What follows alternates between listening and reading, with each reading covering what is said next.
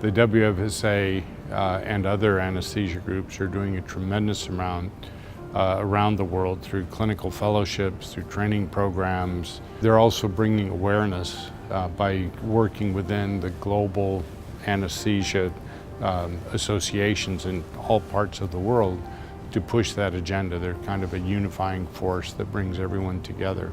Africa is very diverse. 54 countries in Africa, and development of anesthesia in all the other countries are not the same. So for West Africa and the southern part of Africa, or South Africa specifically, I think we're a bit advanced. For Central Africa, for eastern part of Africa, we still have low access to anesthesia. In Papua New Guinea, some of the challenges is it's the geography one, in terms of access to the health services. Also, the services themselves getting into the rural areas. In Papua New Guinea, about 80% of the population lives in rural areas where they don't have access to almost no facilities or the minimum facility of a health center or an aid post where there's no doctor or an anesthetist. So most of people who live in that 80% in the rural areas would have to travel days to reach a health facility or basically a big hospital in order to have surgery and anesthesia. Uganda has a population of about 35 million people. We have basically around 50 anesthesiologists. So most of the work is done by the so-called kind of paramedic people. We call them clinic officers in our place, but these are nurses and clinic officers who have gone and studied an extra 2 years to do the anesthetics. So basically most of the work, especially in sub-Saharan Africa, is done by these people. Well, what is happening right now is we're having a bit of a surge in the numbers of the anesthesiologists, and we are happy about that.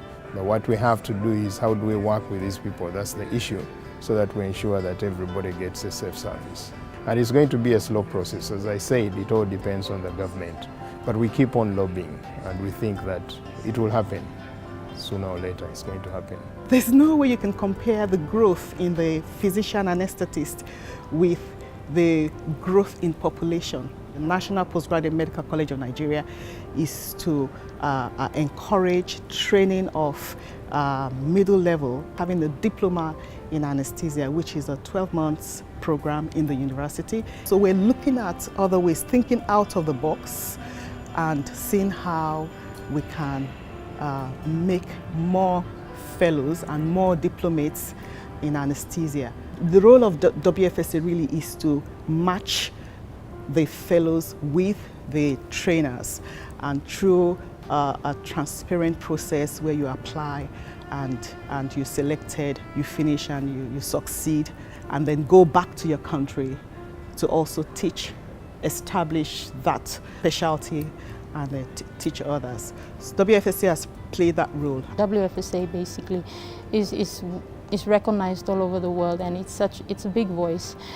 For a country such as mine, a developing country, the priorities of a government is usually into mostly not, health, but mostly into public health. Most of the work is going to be done by the government.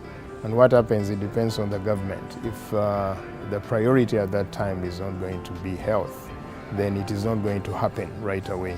Pretty challenging for everybody to be on the same stage. We are at different levels, but at the same time we're working towards making sure that everybody buys into the new move, strengthening anesthesia, safe surgery for all before 2030.